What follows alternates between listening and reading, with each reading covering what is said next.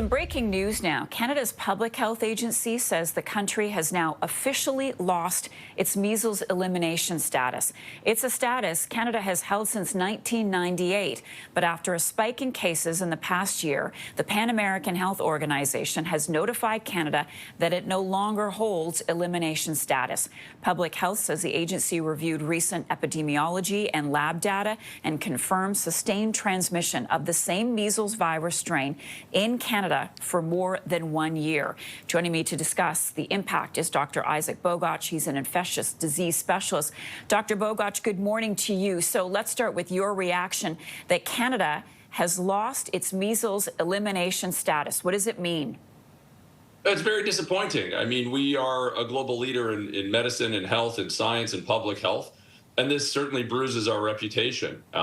We have the capacity to ensure that routine childhood immunizations are indeed routine and widespread throughout the country. There's no reason for us to have widespread large measles outbreaks like we've had in Canada. Fortunately, our big outbreaks have been quelled, but there's still a trickle of measles cases and certainly the potential for outbreaks given that there's unvaccinated pockets or under-vaccinated communities. And it is a very disappointing outcome of with us losing our measles elimination status. How did this happen? Essentially, it's the final common pathway is we had lower vaccine rates. It's not homogeneous across the country.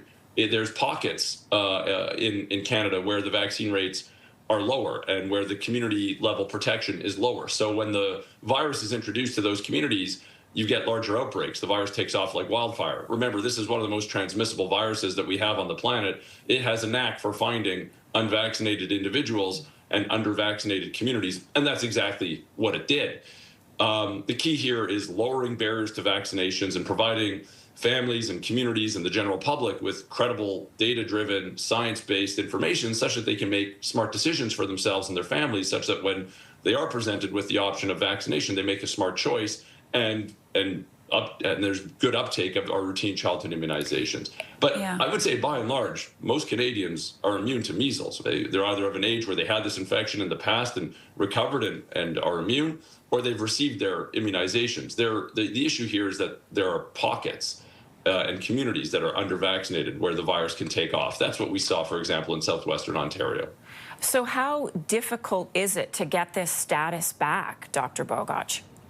I think it's really going to involve funding federal, provincial, and municipal public health programs so they could do the good work that they're intended to do. And part of that good work is community outreach, building trust among all the communities for which they serve, and being able to lower barriers to vaccinations like routine childhood immunizations, such that you bring the vaccines to the people rather than people to the vaccines.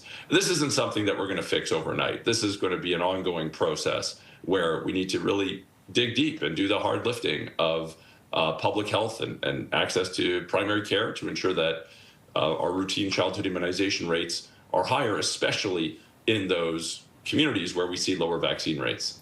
Dr. Bogoch, thank you so much for being with us and responding to this breaking news this morning. Dr. Isaac Bogoch is an infectious disease specialist.